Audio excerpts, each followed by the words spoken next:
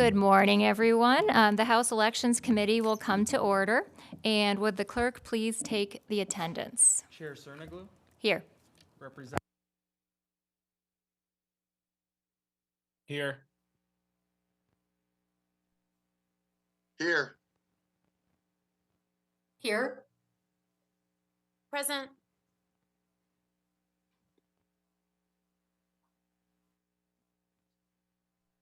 Present. Thank you. And I'm just noting that since we're presentation only, we do have several members on Zoom today. That's why you're hearing them and not seeing them. Did we have Markinen? He piped in a second ago. Oh, okay. And just to note, Markinen is here. So for today's agenda, we will have testimony from the Michigan Association of Municipal Clerks. And here to present from the Michigan Association of Municipal Clerks is the Delta past president of MAMC, Mary Clark. You can join us and welcome. Thank you, Madam Chair, and legislators present and on Zoom. I appreciate the opportunity to talk with you today and tell you a little bit about us and what we do and how we function, and to share with you our desire to be your partner as we move forward in things before this committee. So, Michigan Association of Municipal Clerks is made up of cities and townships in Michigan. They, many years ago, roughly 20 years ago, were individual organizations that came together, saw the need with common agendas to work together. Our membership is around 900, just slightly over 900 this year. There are 1,240 townships in the state of Michigan, 276 cities, 83 counties, 150 villages. Villages do not execute elections in the state of Michigan. That was removed several years ago. And the counties are our partners as municipals. We execute election day and AV and now early voting. And counties run the front end and the back end. So it's Michigan is very unlike most states. There's only a handful of us that have local control designed as Michigan is. So there's lots of advantages to that. I'm sure that many times people think there are a lot of disadvantages, but it does really spread out the execution of elections. It is important to note that the vast majority of those 1,240 townships are small populations that have 3 or less precincts. And to put it in perspective, Delta Township has 33,000 residents. We actually are the 54th largest jurisdiction municipality in the state of Michigan. So you know that means there are 1,000 plus that are under 10,000. Actually, only 196 municipalities have a population of over 10,000. So it makes the execution of what's good for Grand Rapids, Detroit, Ann Arbor, City of Lansing. We're middle with Delta Township. We're kind of tucked in the middle, and then there's many, many, many that are much smaller than us. So our challenge is always balancing what's good for the larger jurisdictions and what the larger jurisdictions need and what the smaller jurisdictions are practically able to accomplish. We work very closely with the Bureau of Elections. We have a common goal of making every election and every person successful in the execution of their election.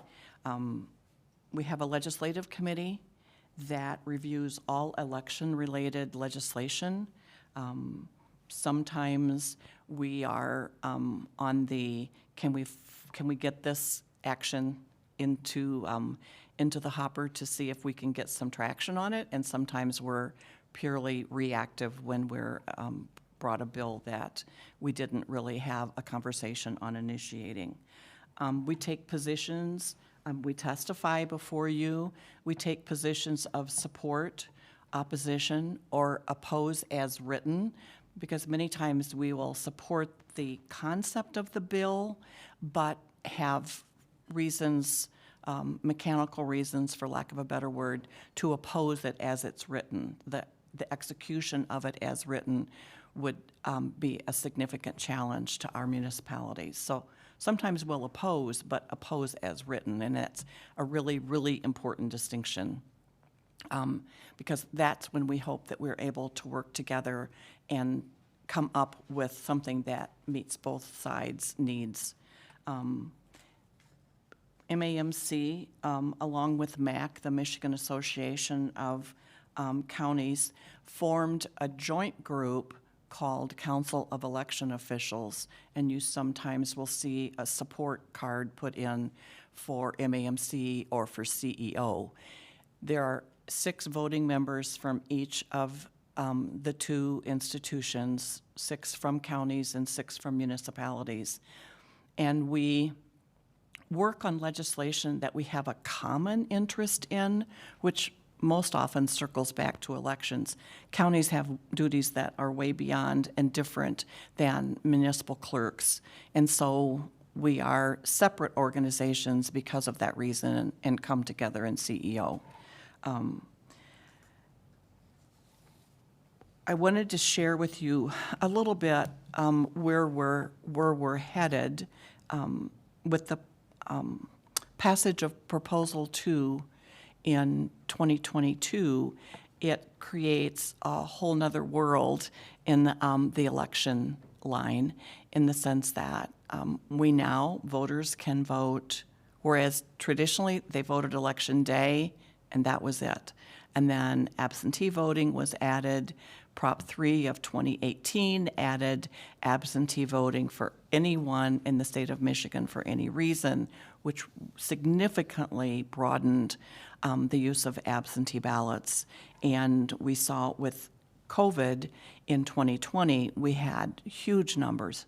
Delta Township, for example, I have 33,000 residents, 27,000, a little over 27,000 voters, and I had a 70% participation rate with absentee ballots in November of 20 because of COVID. All of our precincts were open, but most people, if you remember, there was no vaccination available then. And throughout the state, many people opted to vote in a safer manner. So we were very grateful that Prop 3 of 2018 had passed, because it allowed us to do elections the safest we possibly could. And Proposal 2 of 2022 adds another dimension, the early voting, the 9 days of early voting.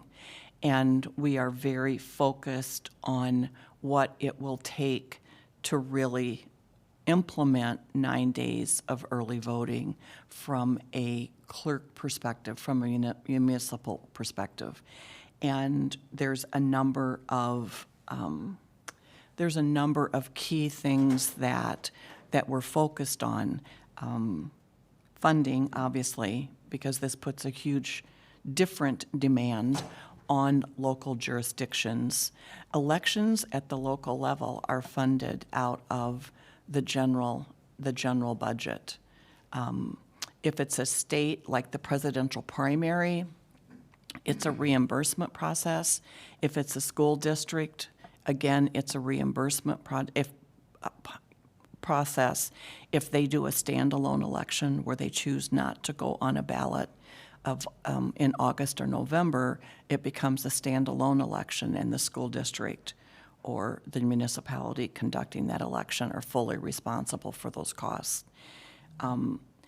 We are concerned that elections, because they are broadening in how they're executed, they will require more expense that we always take into consideration. Not every municipality can front elections and wait months and months for reimbursement. from the state. So typically a March presidential primary, we submit the bills and we are not reimbursed until the end of the state's fiscal year. So that is a challenge for small jurisdictions. And if you go back to the numbers I said, we have over 1,000 of our jurisdictions that are very small.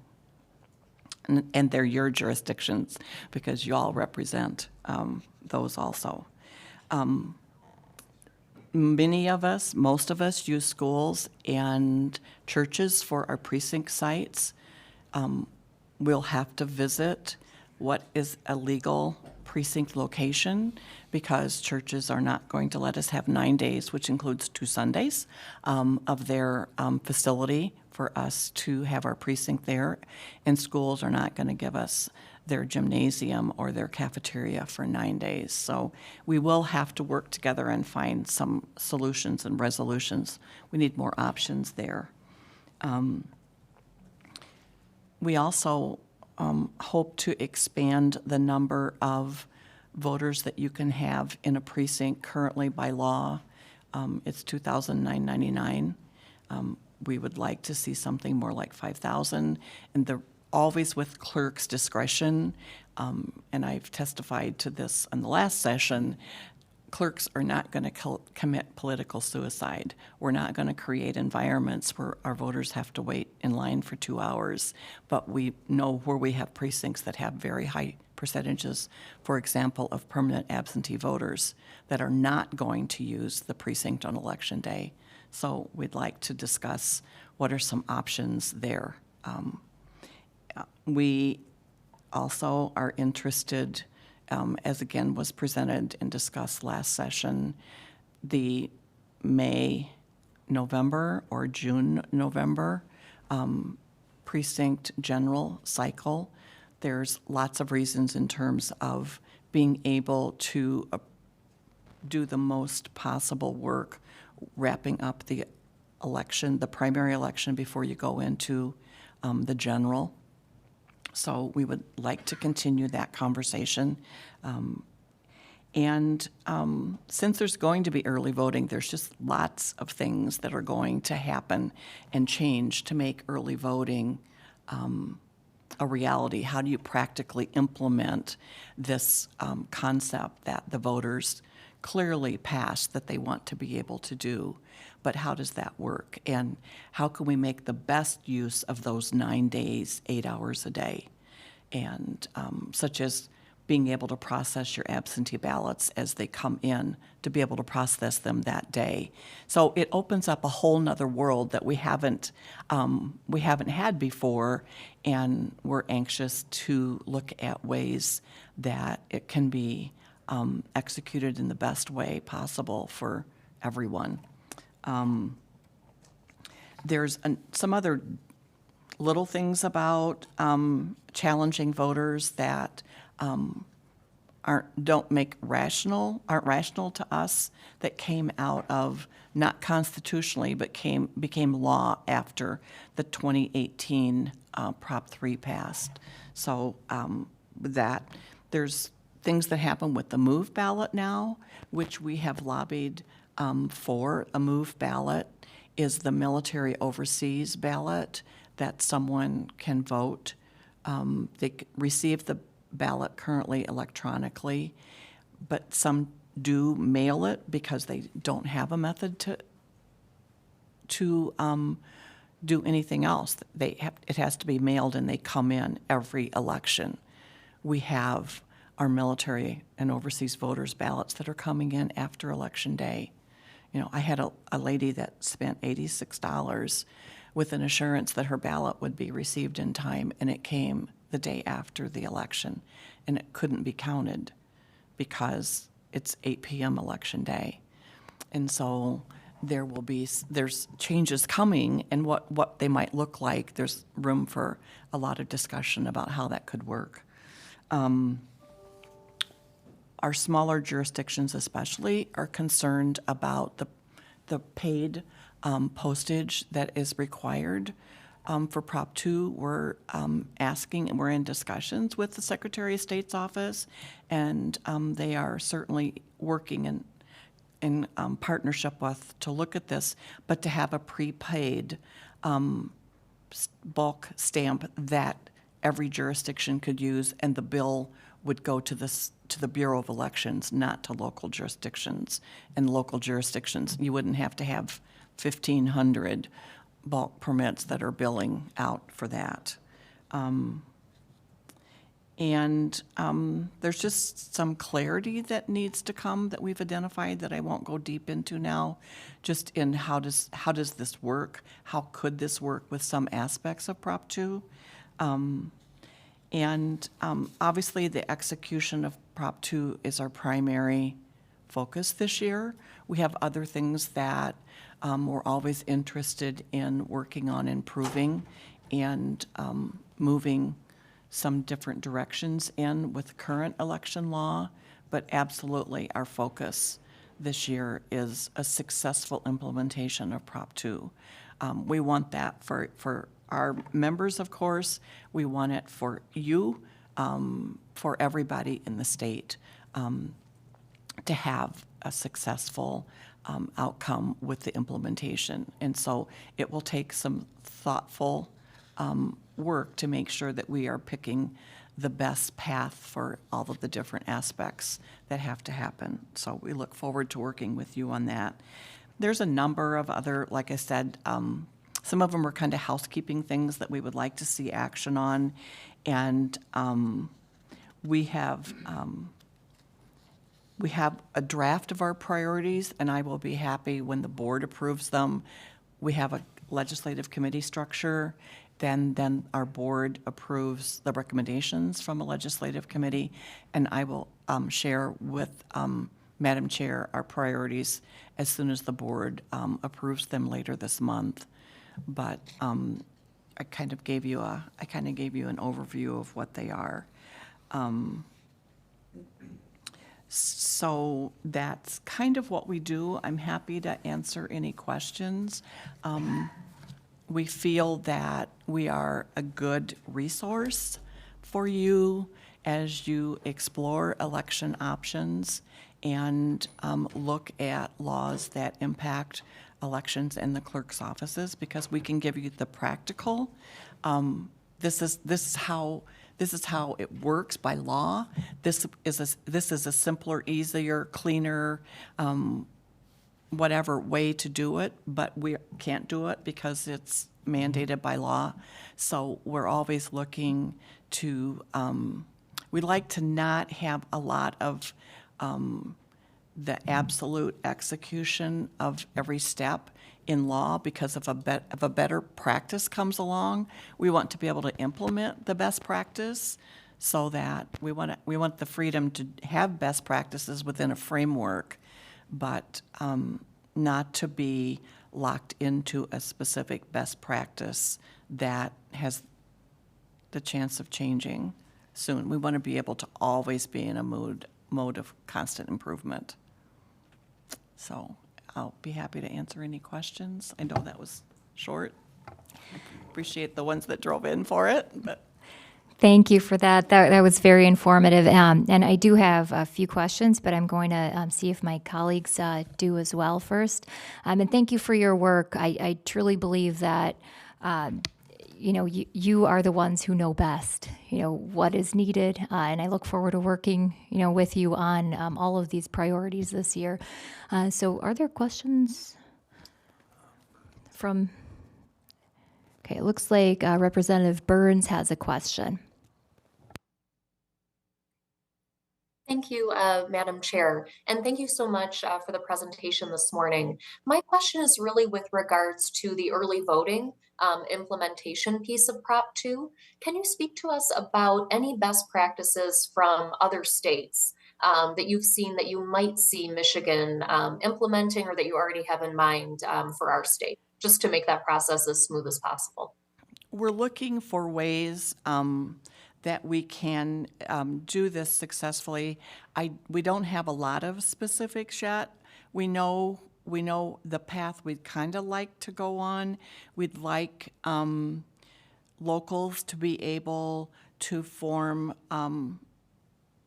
voting centers, early voting centers, so that small jurisdictions, and if you think about, if you go basically north of St. John's, Mount Pleasant, it's almost solely small jurisdictions, and we would like them to have the option, not the mandate, but the option of forming early voting centers where townships are 6 square miles.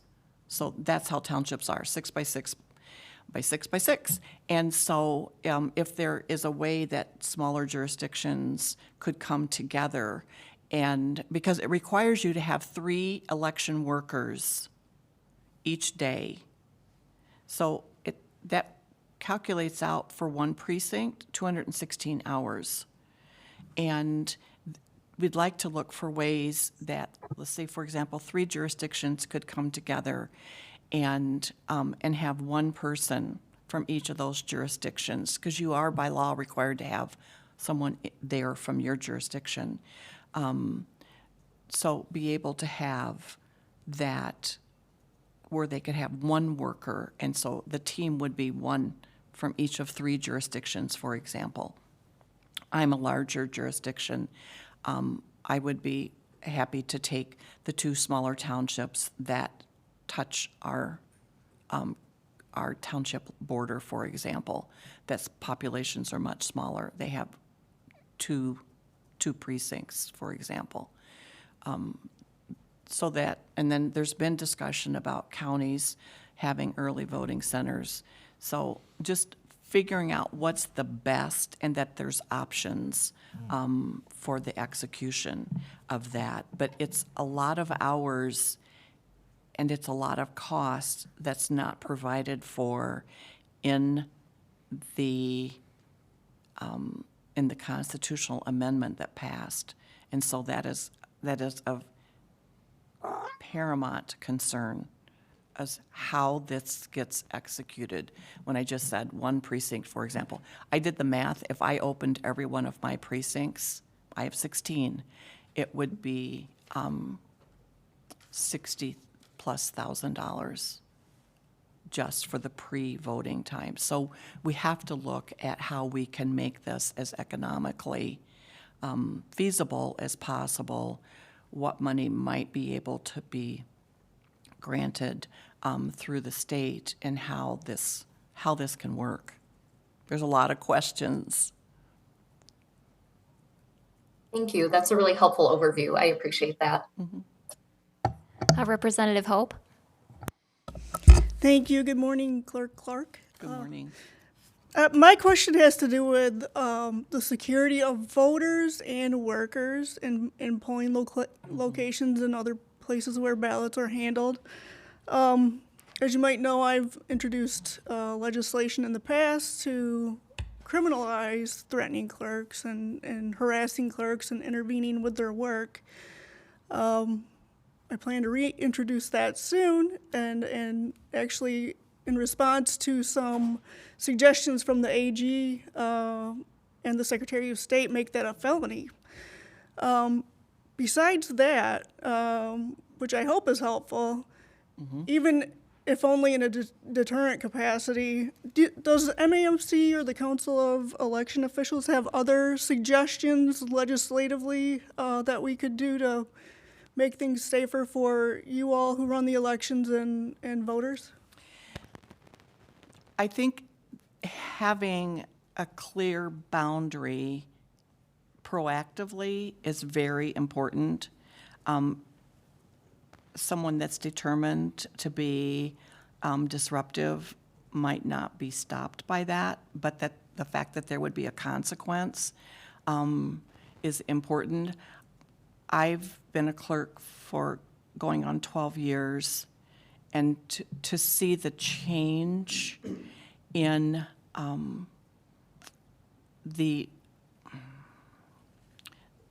atmosphere surrounding elections and voting is been dramatic.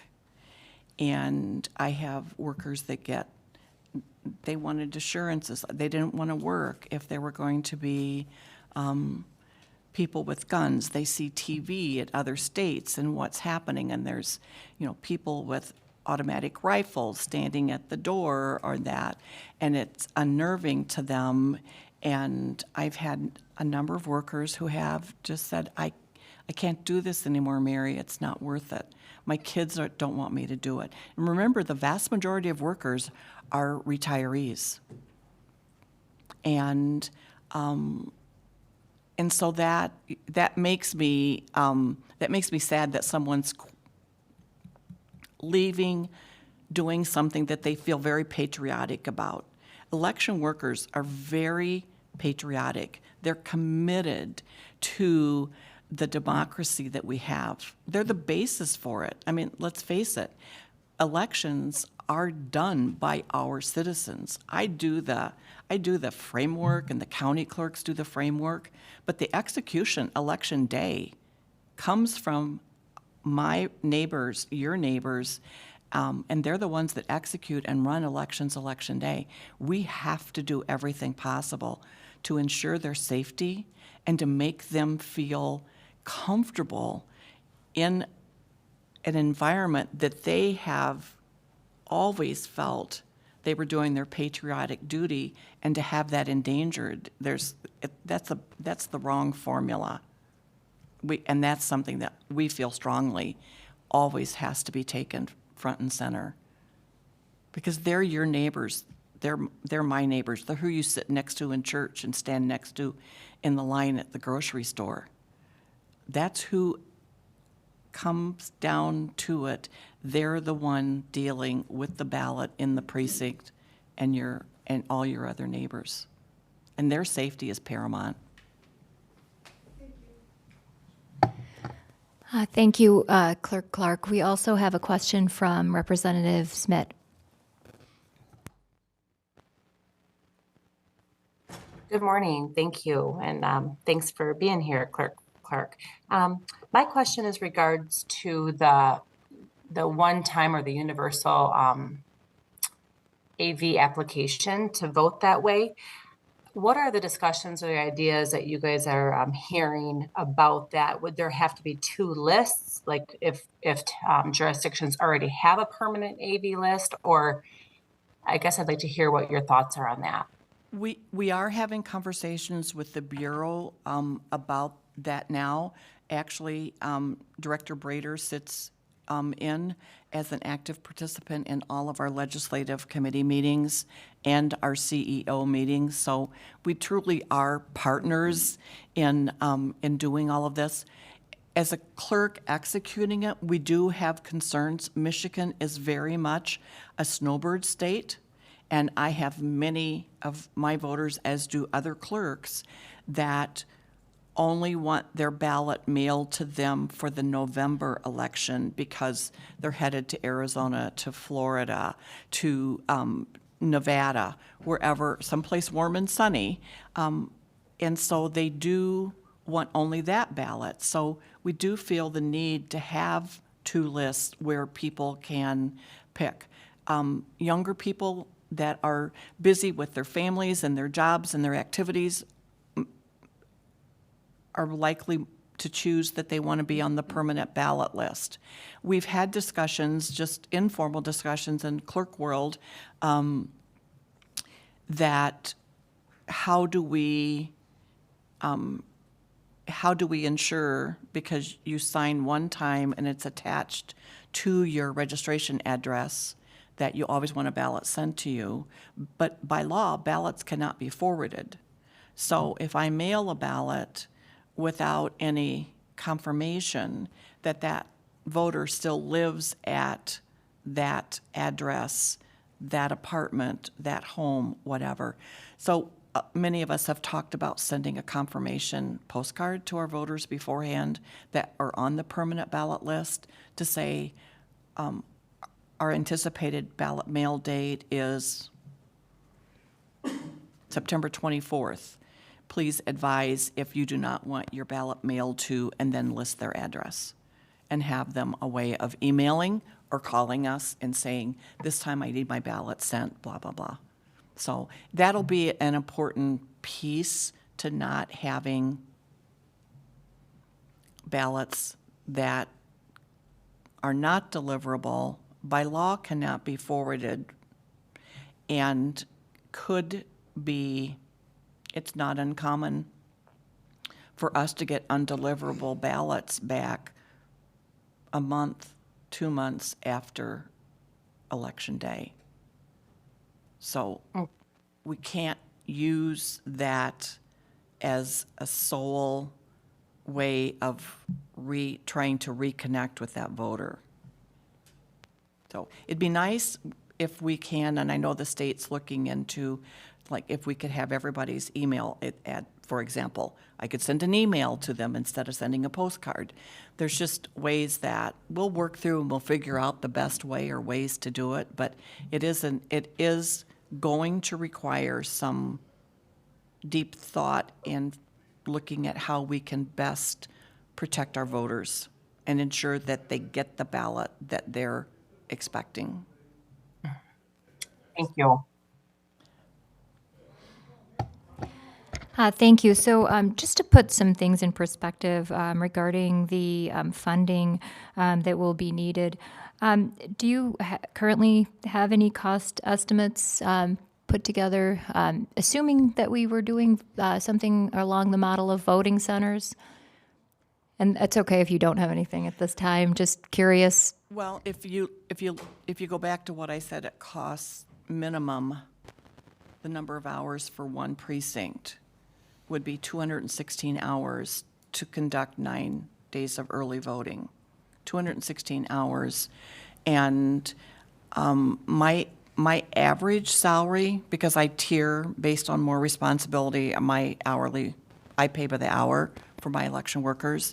My average salary is $17 an hour. And remember, election workers have to be there at 6 in the morning.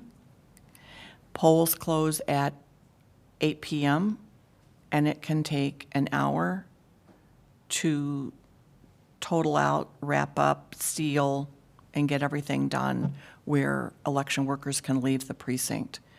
That's first of all, it's a long day, but if you look at the hours, early voting, 216 hours per worker at $17 an hour is a tidy sum of money that we currently are not spending and we have not budgeted for.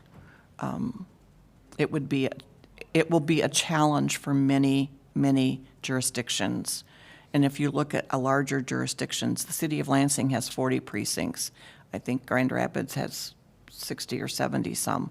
I mean, if you look at what this means, that's why how we end up drawing how early voting centers, and you'll see a lot of EVC now, early voting centers, how we can combine them, how many precincts can be in one building, what can be that building, will be very important on the final cost.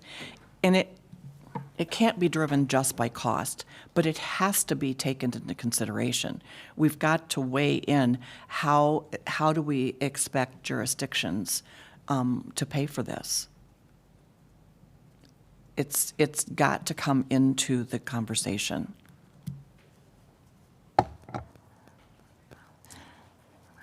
Absolutely. Thank you, Clerk Clark. I know I'm committed to working with your organization to make all of this work.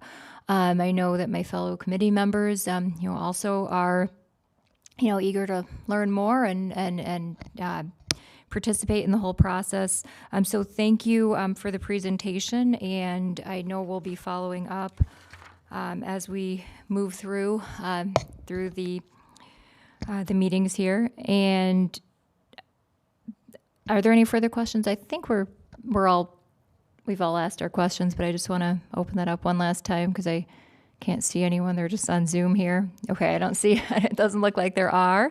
So thank you everyone for joining us. There being no further business before the committee will stand adjourned.